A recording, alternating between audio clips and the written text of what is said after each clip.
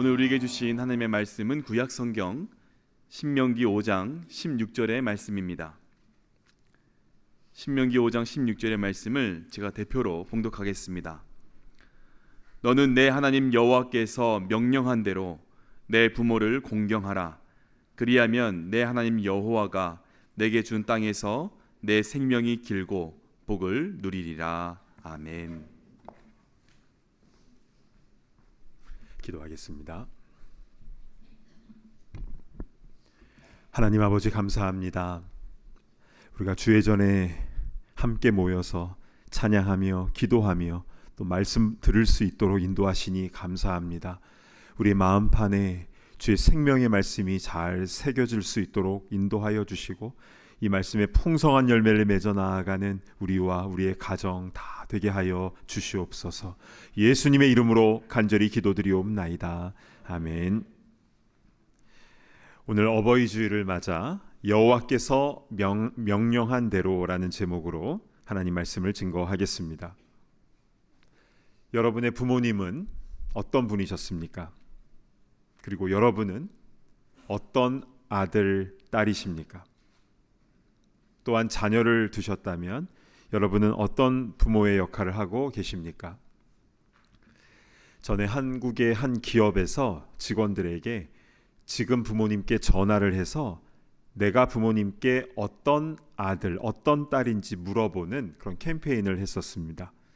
갑자기 전화하니까 서로 어색했겠지요. 자, 그 상황에서 어떤 대화가 오갔는지 이 시간 잠시 영상을 보겠습니다.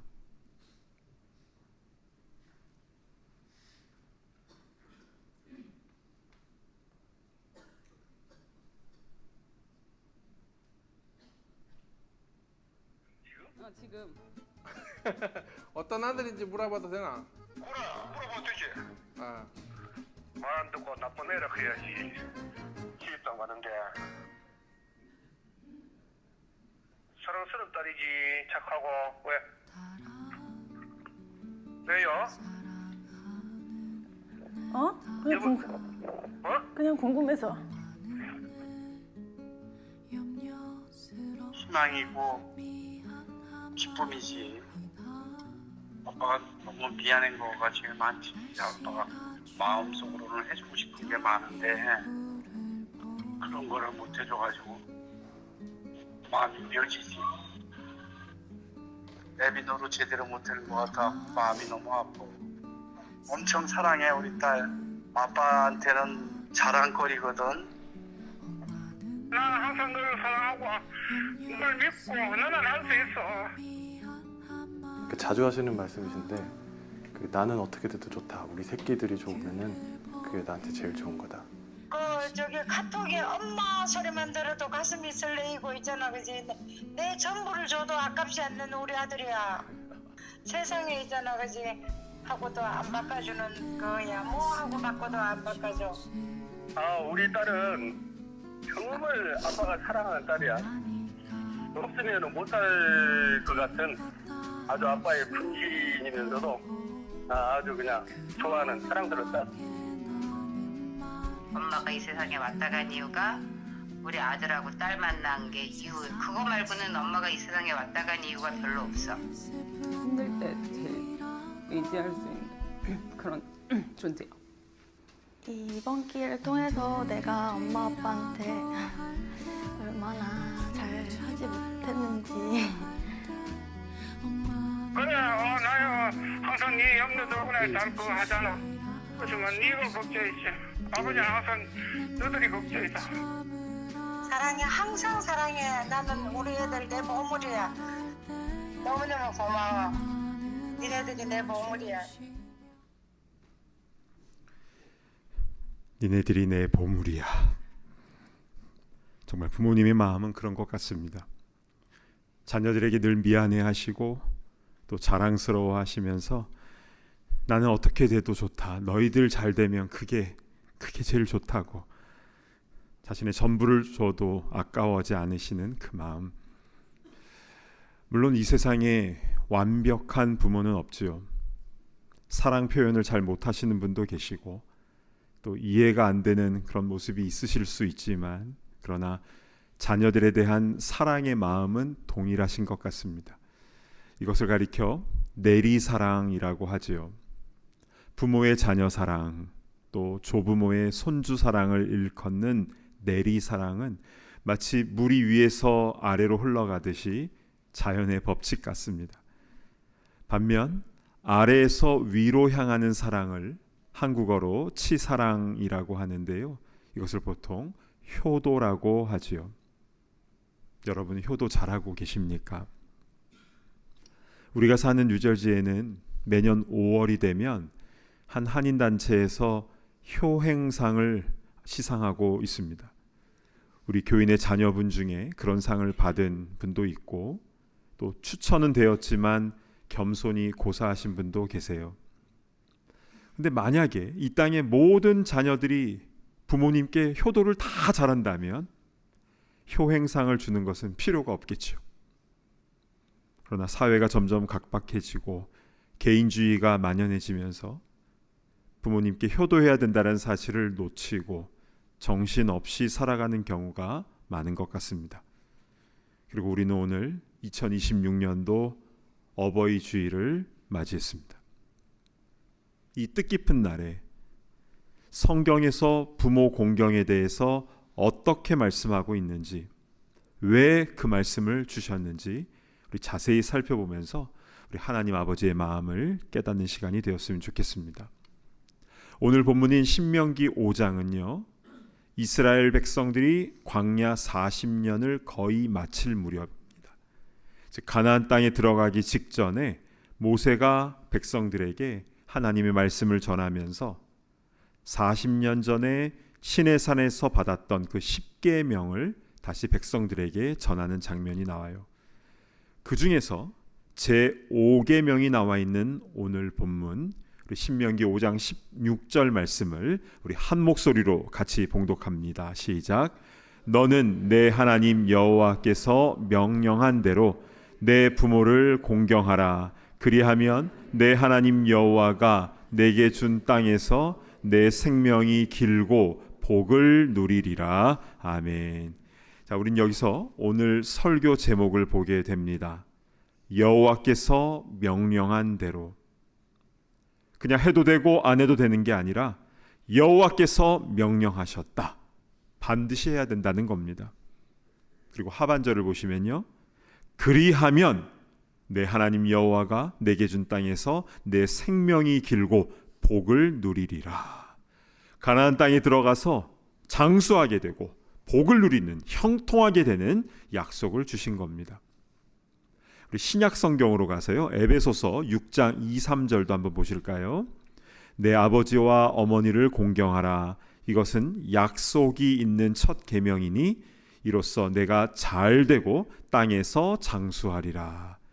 여기에도 내가 잘되고 땅에서 장수하리라, 형통과 장수의 복을 말씀하셨죠. 그런데 부모 공경은요, 약속 있는 첫 계명이라고 했습니다.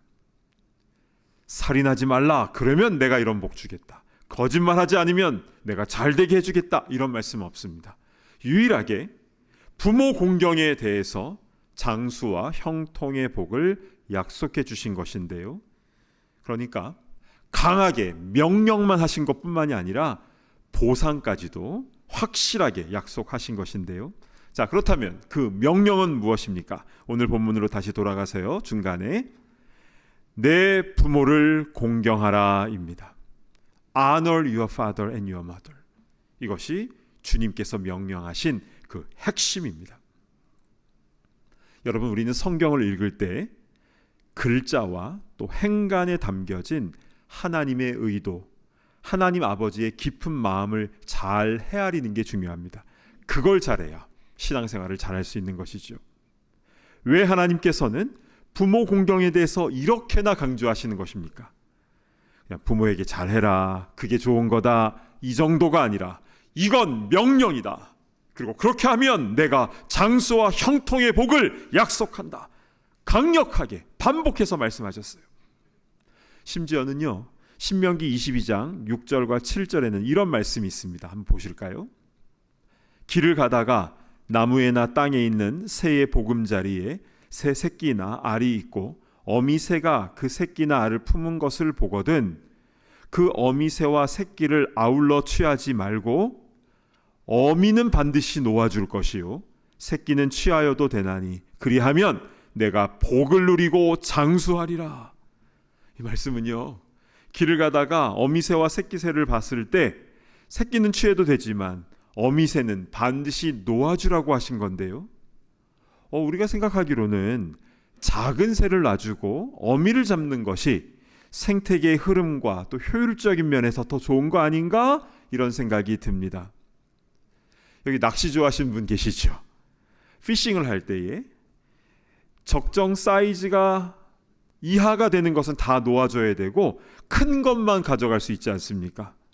그러나 하나님은 그 반대로 새끼는 잡더라도 어미는 놓아줘라 라고 하셨는데 여러분, 이게 무슨 뜻입니까?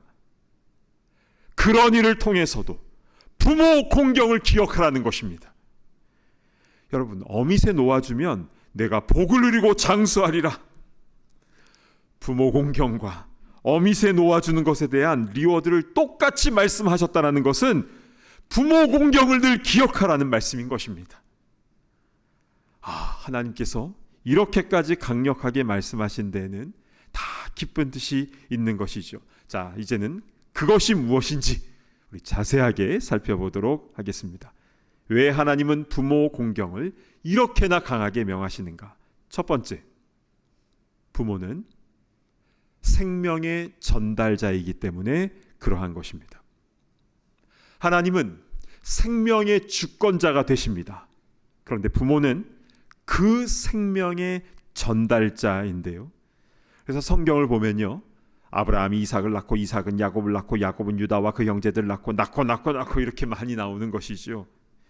하나님께서는 생명의 유업을 이어가는 것을 매우 중요하게 여기시는데요, 그 통로가 바로 부모라는 것이죠. 자, 이 부분이 너무 중요하기 때문에 우리 자세하게 설명을 드리겠습니다. 우리는 모두 배꼽을 갖고 있습니다. 벨리 버튼. 몸을 구성하는 것은 머리부터 발끝까지 다 용도와 의미가 있는 것 아닙니까? 그럼 배꼽은 어떤 용도로 쓰이나요?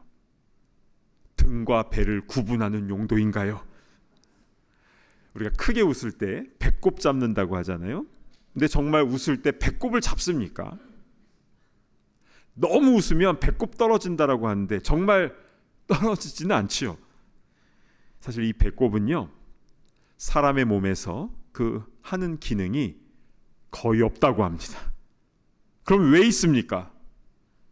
배꼽은 탯줄의 흔적입니다. 아기가 엄마 뱃속에서 있을 때 탯줄은 이 태아의 생명줄이잖아요. 탯줄을 통해서 산소와 또 포도당, 아미노산, 각종 영양분을 공급을 받고 뿐만이 아니라 이 태아의 노폐물을 엄마 쪽으로 보냅니다. 이산화탄소, 요소, 대사노폐물, 이것을 엄마한테 보내면서 자신의 몸을 깨끗하게 하는 것인데요.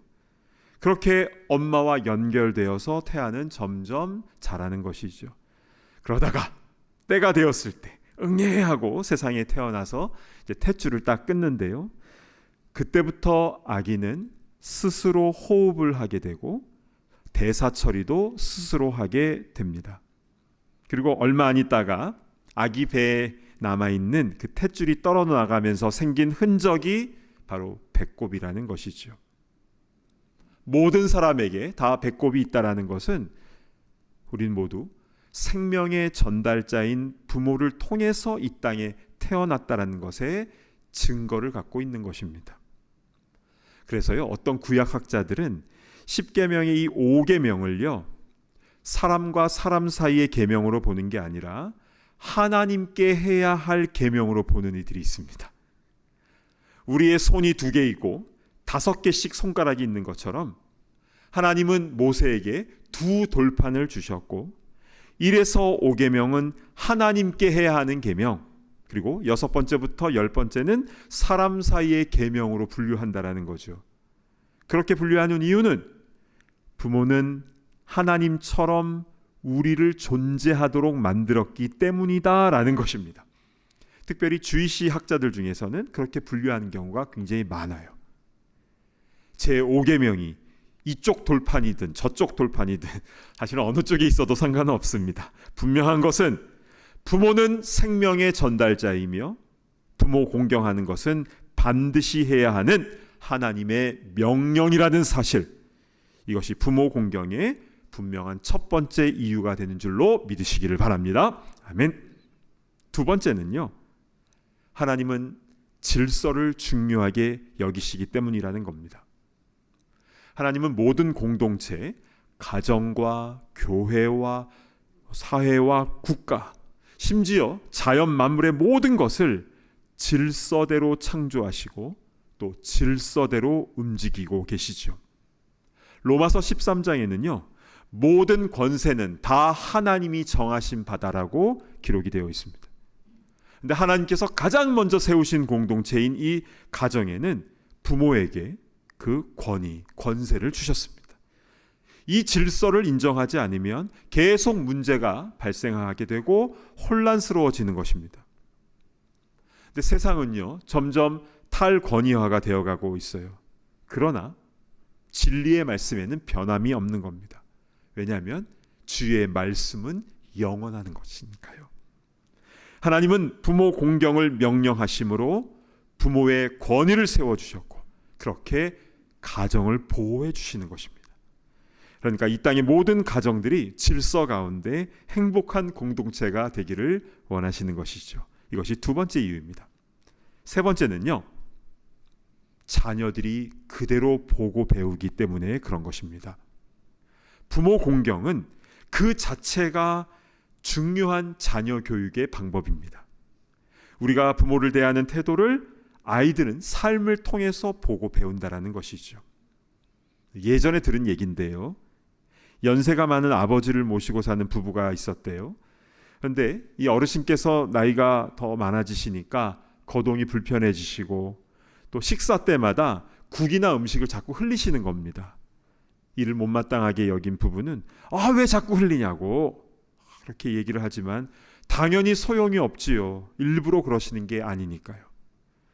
그런데 이들은 결국 아버지를 따로 방에서 혼자 식사하게 했는데요, 음식을 그릇에 담아 드리는 게 아니라 방에다가 큰 여물통을 갖다 놓고 거기다 음식을 놓고 먹으라고 한 겁니다. 음식 흘린다라는 이유로. 그런데 하루는 아이들이 창고에서 나무로 뭔가를 만들고 놀고 있어요. 얘들아, 뭐 만드니? 했더니 아주 해맑은 모습으로 엄마 아빠 늙으면 사용할 여물통 만들고 있어요.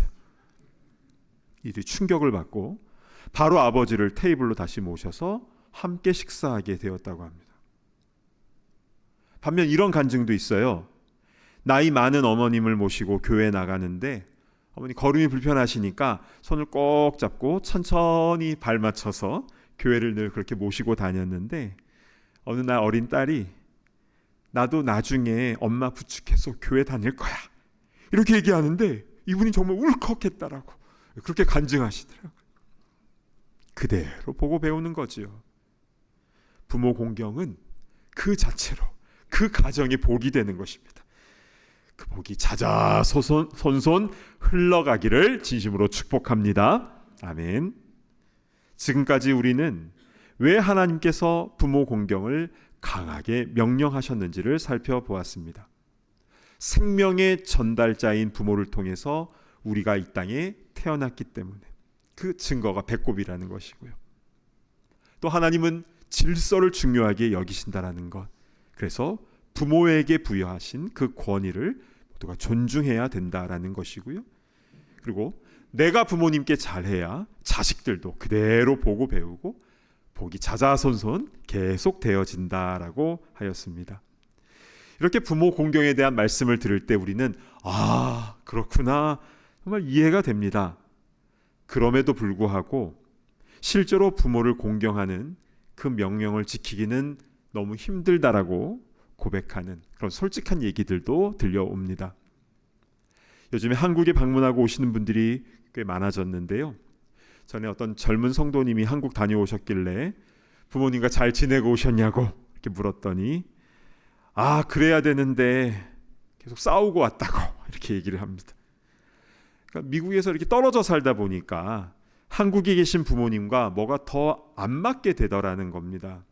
그러니까 계속 잔소리를 하시고 또 듣고 싶지 않은 정치 얘기 자꾸 얘기하시고, 그래서 그만 좀 하시라고 막 이렇게 옥신각신했다라는 거예요. 그러면서 존경하는 마음이 안 드는데 억지로 존경하게 되는 게 잘 안 된다라는 말이었습니다. 그래서 이렇게 말씀드렸죠. 존경이 아니라 공경입니다. 존경은요, 그분의 훌륭한 부분에 대해서 리스펙트하는 것이지만, 공경은 그 존재 자체를 아너하는 것입니다. 단어 자체가 완전히 다른 의미죠. 하나님은요, 내 부모를 존경하라 라고 하신 게 아니라 공경하라고 하신 그 의도가 있는 것입니다. 왜냐하면 세상에 어느 누구도 완벽한 부모가 없거든요. 사람은 모두 다 죄인이고 실수와 잘못이 있는 연약한 존재잖아요. 그 사실을 잘 아시는 하나님께서는 자녀들에게 부모 존경이 아니라 부모 공경을 말씀하심을 통해서 가정의 질서를 세우시며 그 가정이 잘 되기를 원하신다라는 것입니다. 그래서 성경은요, 부모가 신앙적으로 또는 도덕적으로 수치스러운 모습을 볼 때도 있음을 기록하고 있지요. 그때 그 부모의 실수와 허물을 비웃는 자녀는 저주를 받았습니다. 반면 그 수치를 뒷걸음질 쳐서 조용히 가려드리는 자녀는 복받게 되었지요.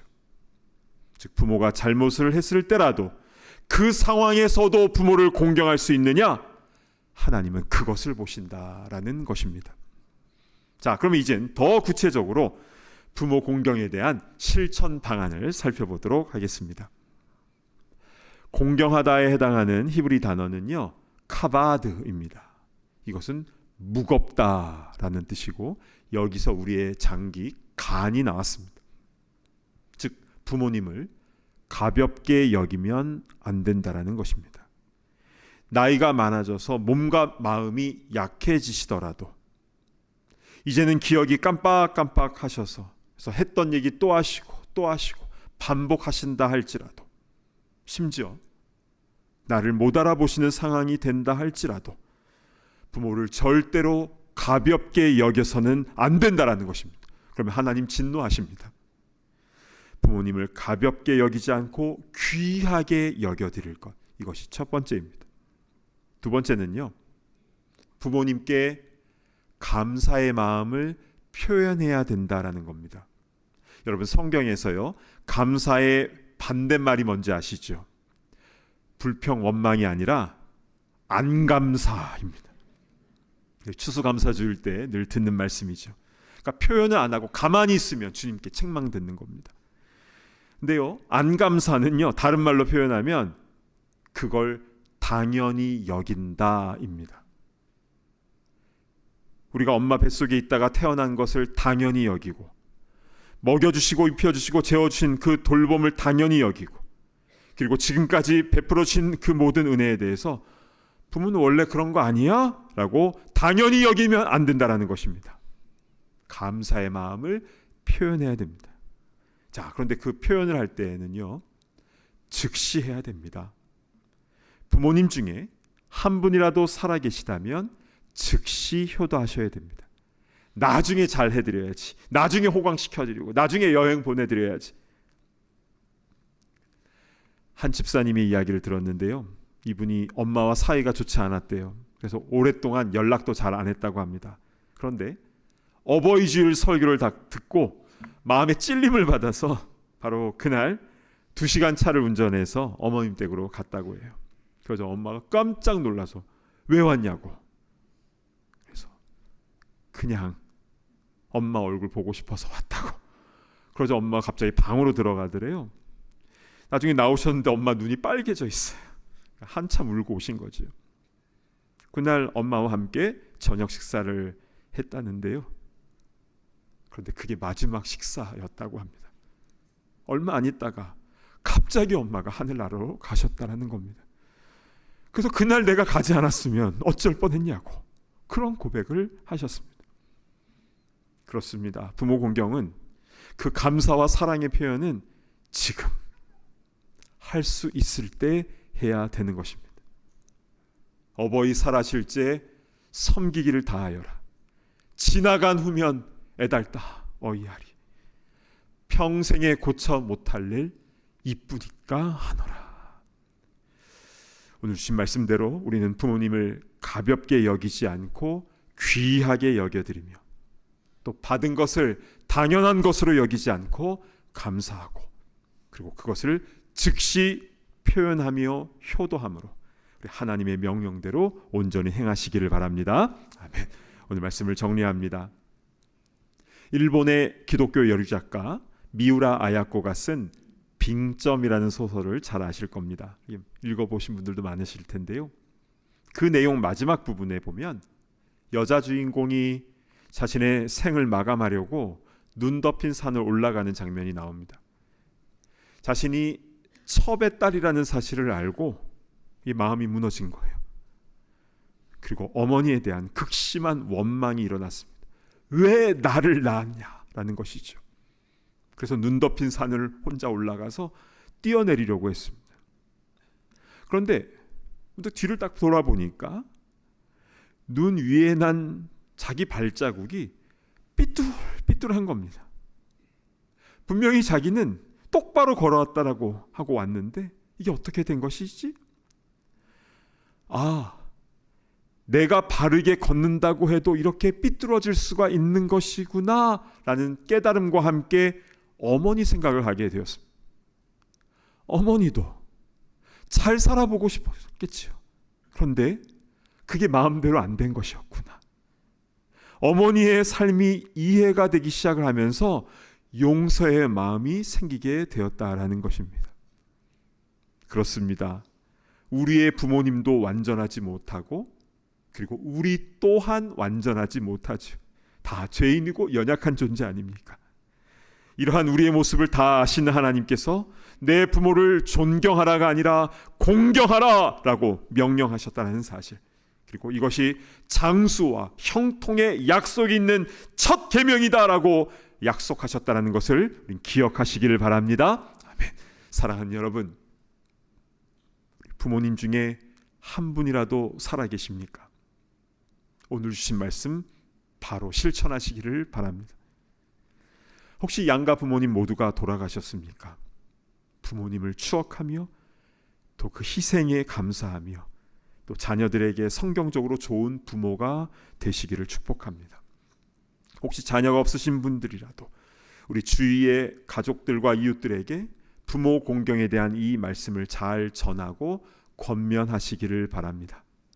우리가 지금 어떠한 형편에 있든지 상관없이 여호와께서 명령하신 대로 부모를 공경하며 그래서 약속된 그 복을 충만히 받아 누리는 참된 가정 다 되시기를 진심으로 축복합니다. 아멘. 이제 우리 함께 찬송가 579장 어머니의 넓은 사랑 1절 4절을 부를 텐데요. 우리 가사 중에 어머니를 부모님으로 계사해서 우리 함께 부르도록 하겠습니다. 부모님의 넓은 사랑, 부모님의 넓은 사랑, 귀하고도 귀하다. 그 사랑은 언제든지 나를 감싸줍니다. 내가 올 때 부모님은 주께 기도드리고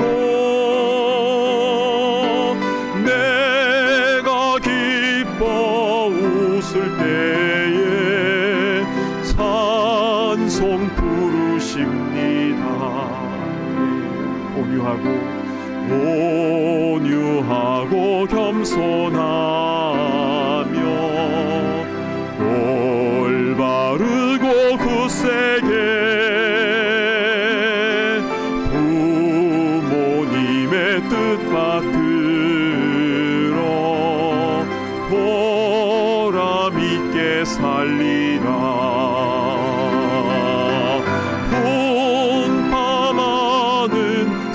세상에서 선한 싸움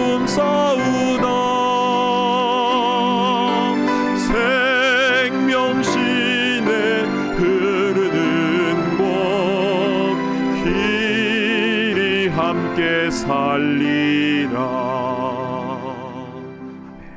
이제 함께 눈을 감고 기도하겠습니다. 그럼 부모님 살아계십니까? 아니면 돌아가셨습니까?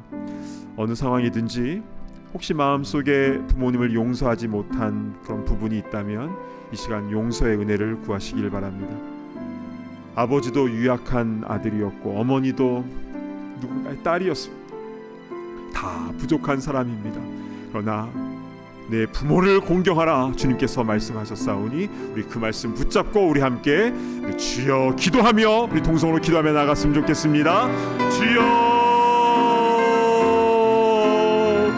아버지 하나님, 우리 모두에게 은혜를 베풀어 주시옵소서. 주님께서 강하게 명령하시고 형통과 장수의 복을 약속하신 내 부모를 공경하라고 하신 이 말씀을 붙잡고 우리 온전히 순종하며 나아가기를 소망합니다.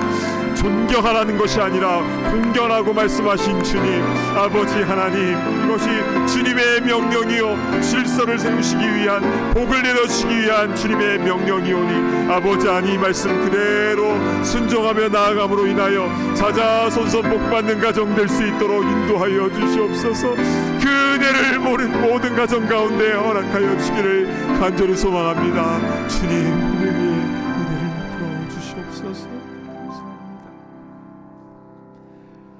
하나님 아버지 참으로 감사를 드립니다. 우리 가정의 주인 되신 주님께서 내 부모를 공경하라 라고 강하게 명령하시고 또한 형통과 장수의 복까지도 약속하여 주셨는데 주님 이 말씀 그대로 내가 먼저 그대로 순종하는 역사가 일어나게 하여 주시옵소서.